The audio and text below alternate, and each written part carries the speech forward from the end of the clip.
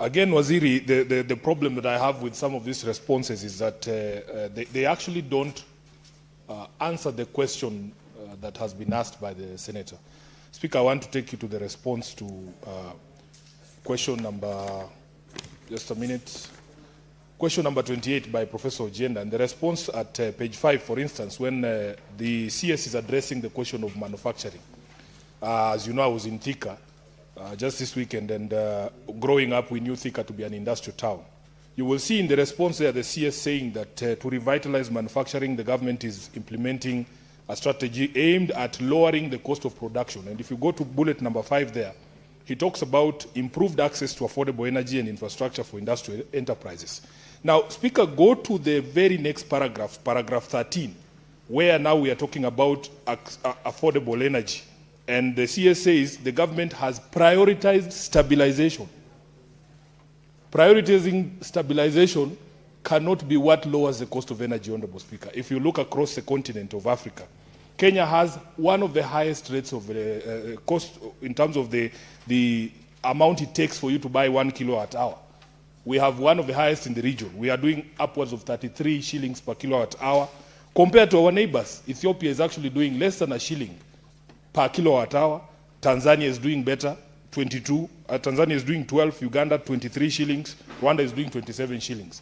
So when you talk about lowering the cost of energy, which is a key ingredient in lowering the cost of production and encouraging manufacturing, our priority cannot be stabilization. And I remember, because I'm a member of the Energy Committee, we fought when we were being told that there was a PPP for Adani to stabilize electricity supply, and they wanted to start in Nairobi. Yet we have over 13 counties that don't even have access to the grid. So, Waziri, in terms of specific measures that you are taking to lower the cost of production, and specifically the cost of electricity to match the region, what is your government doing? Senator Onyonka.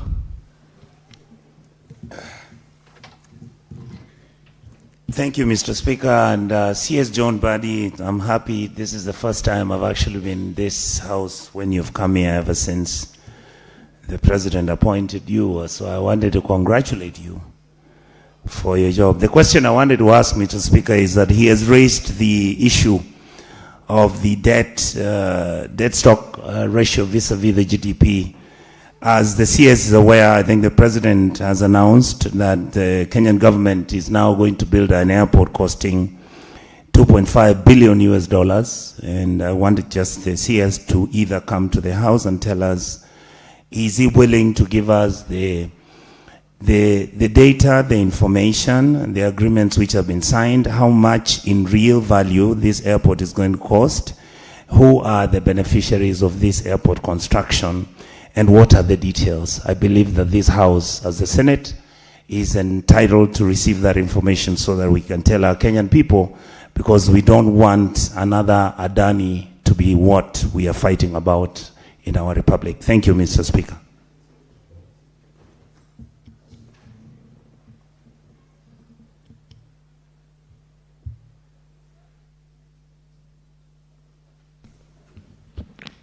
Senator Wambua.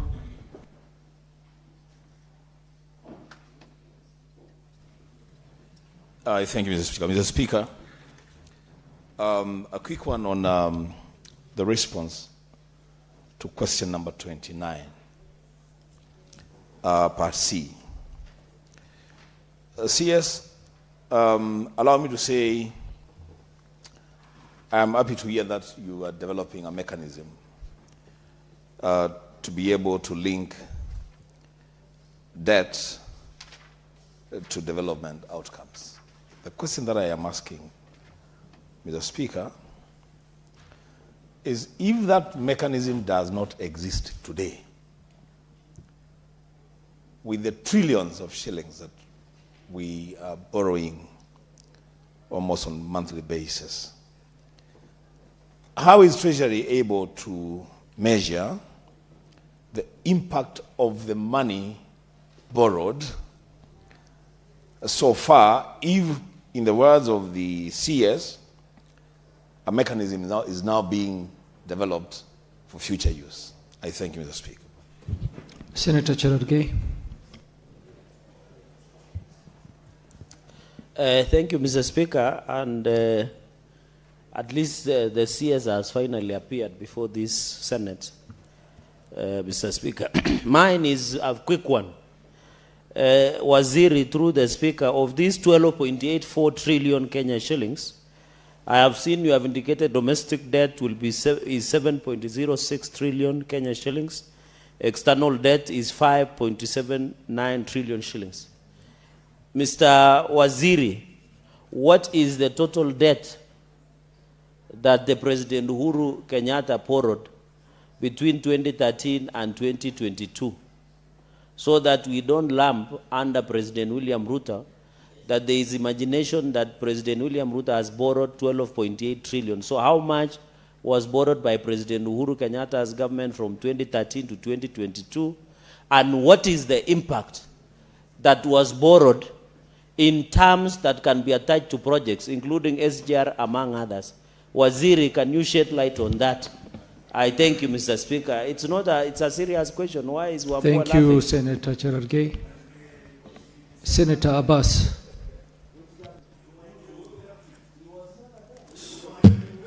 Thank you. Order, senators. Cherargei, take your seat. Take your seat, Senator Cherargei. Thank you, Honorable Speaker. Mine is actually a concern that from response of the Waziri, some of the interventions actually outlined is agriculture and forestry and fishing. But of course, a larger economy that is actually been driven by the livestock sector, where 10 million people are surviving on, has not been mentioned. So what is the position that why is it that the focus is only agriculture, also the agriculture remains the backbone? And then you see provision of subsidies of fertilizers, seeds, expansion of rehabilitation of irrigation, promotion of climate resilience, support of agro-processing, nothing on livestock. What is the position? Thank you, Senator. Cabinet Secretary, you may respond.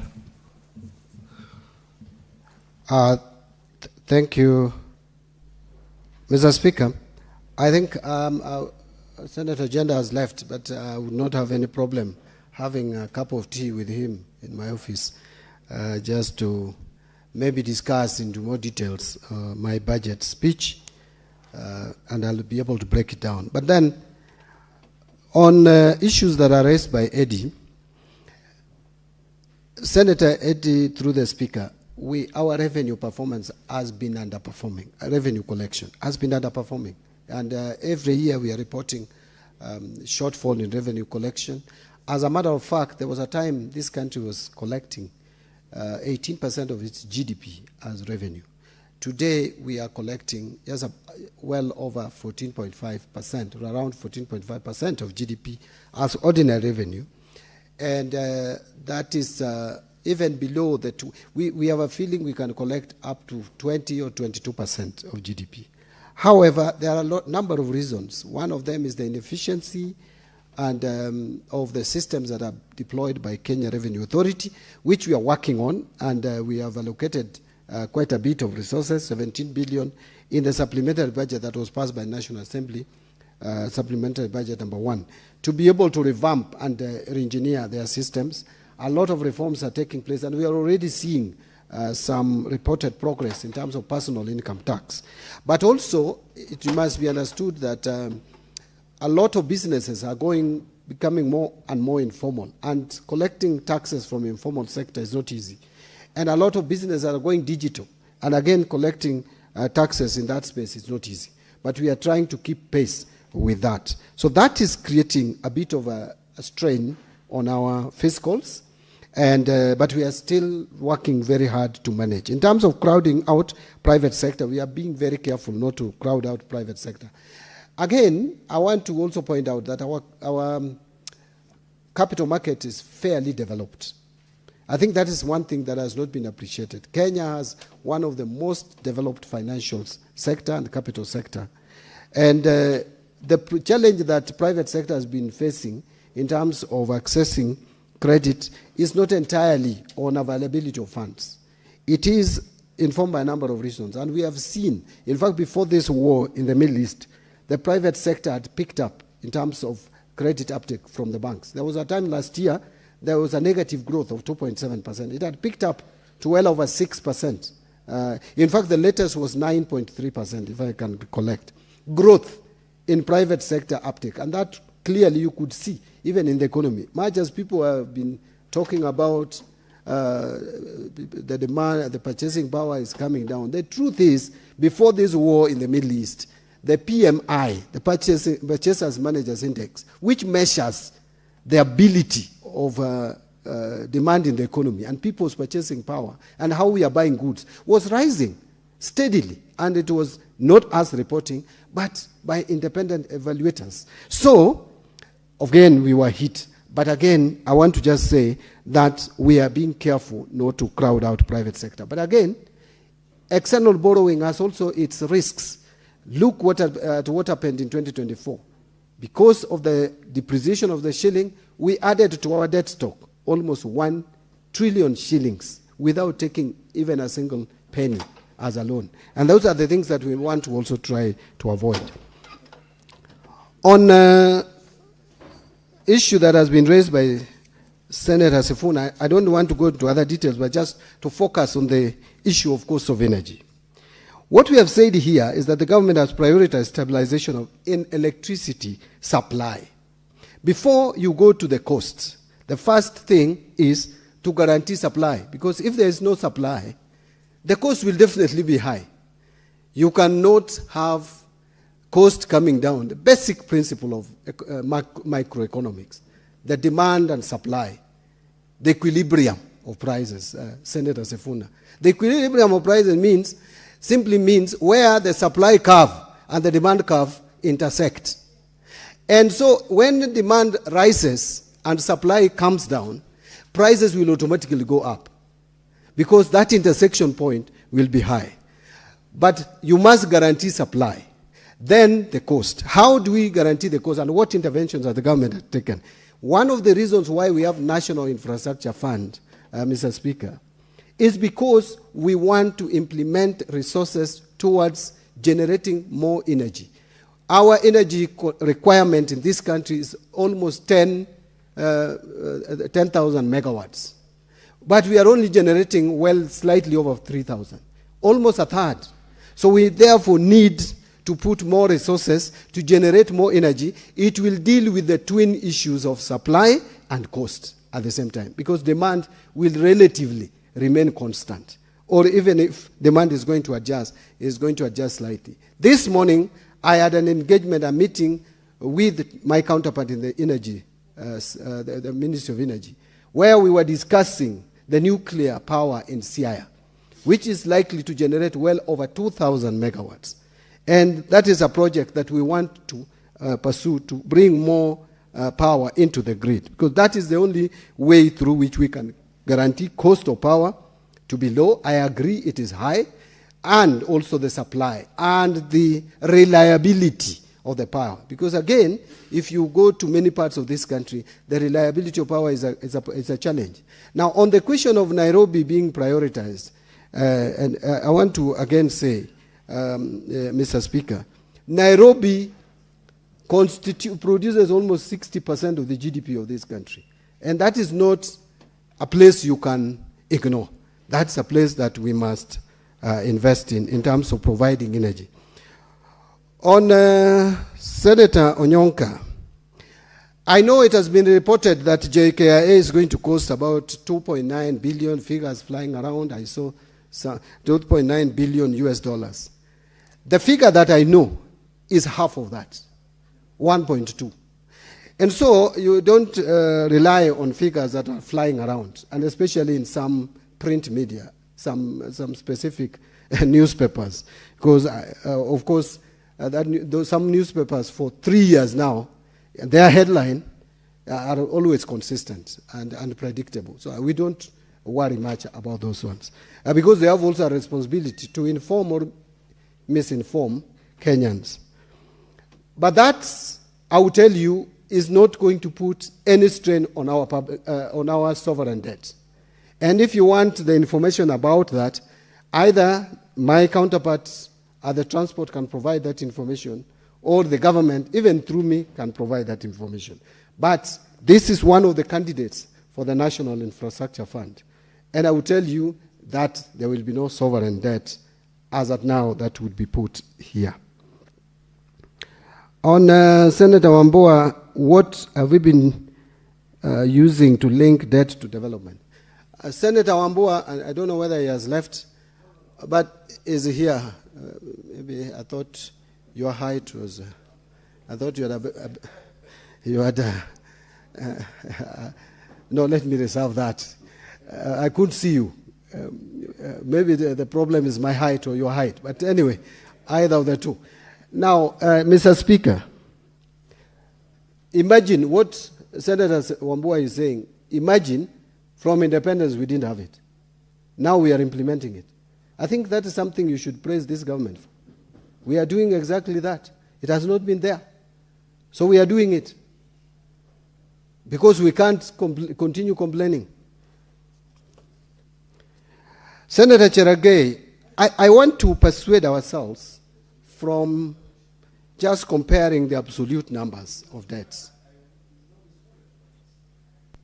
Senator Wambua, I did guide the House that I will only take intervention once he has completed answering all the questions. Proceed, Cabinet Secretary.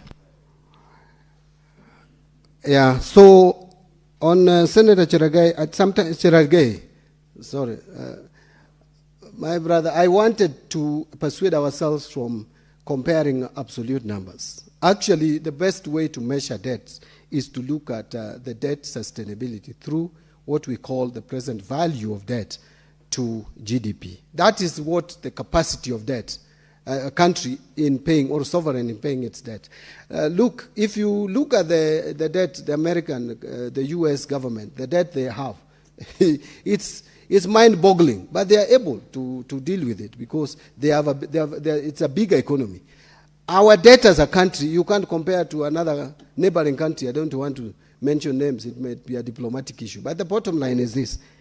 When you talk of 1.8 trillion debt when Kibaki left office, it should be understood that Kibaki left a low-income economy where we were borrowing money under concessional terms.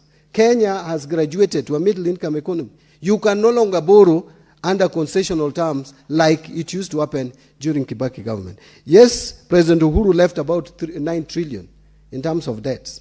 So that is in the 10 years that it worked. But you should understand that that debt, look at it in terms of the value of the shilling then. If you were to subject the debt in terms of US dollars and you apply the exchange rate today, you may find that President Uhuru Kenyatta left debt which was not 9 trillion. It could even be 11 trillion to date because of the current exchange rate. So that is why when I see professionals trying to compare in terms of absolute numbers, I ask myself, really, did we go through the same schools or not? But I want to be very careful there and say that yes, President Uhuru left, or his administration left about 9 trillion shillings if you converted it into shillings in terms of debt, both domestic and external. And now it is 12.8 trillion. And by the way, some of these debt service costs is as a result of some expensive debts that were taken before that we are servicing today. But again, even this government, there will be a government which will come in, which will service their debt. So it is not an excuse for a government to say that because another government took up debts that we cannot pay. We have to. I saw another presidential candidate talking of we should not pay debts. I wonder how he would manage a country which has defaulted in debt. You can't. I mean, it's basic knowledge. Unless you want to manage chaos. So I'm wondering whether some of us who are talking of leading this country, they are really prepared in terms of understanding the economy. But I will tell you for a fact that debt is a concern. We have dealt with one issue of debt. When I came into this office, and it was worse when President Ruto came in, the question was not even about debt, the debt stock, the debt cost. It was about debt sustainability and whether we were going to be able to pay our debts. I have repeated this severally, Mr. Speaker. that in 2021, IMF had classified Kenya among 5 other countries for default. And we have survived it. So that is the first step. Now the next step is to manage the debt. And I want to conclude by saying, let no one lie to Kenyans that we will be reducing our debt stock. What we can reduce is debt to GDP ratio, which is now at 69, but it is 66 in present value terms. We should go to 55% in present value terms. Once we go to 55% of present value terms, debt becomes sustainable. There is no country in the world which will reduce its debt stock. Let no one cheat you. Anyone who speaks that, Mr. Speaker, is ignorant of economic matters. Thank you.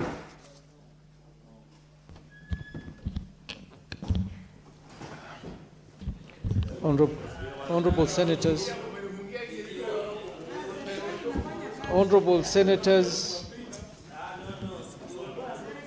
Cabinet Secretary, order, Senators. Cabinet Secretary, I want to thank you for coming to respond. There is only one question by Abbas, which I'll be asking him to visit your office on the livestock issue that he raised, which has not been responded to. Thank you, and you are free to leave, Cabinet Secretary. Honorable Senators, it is now 1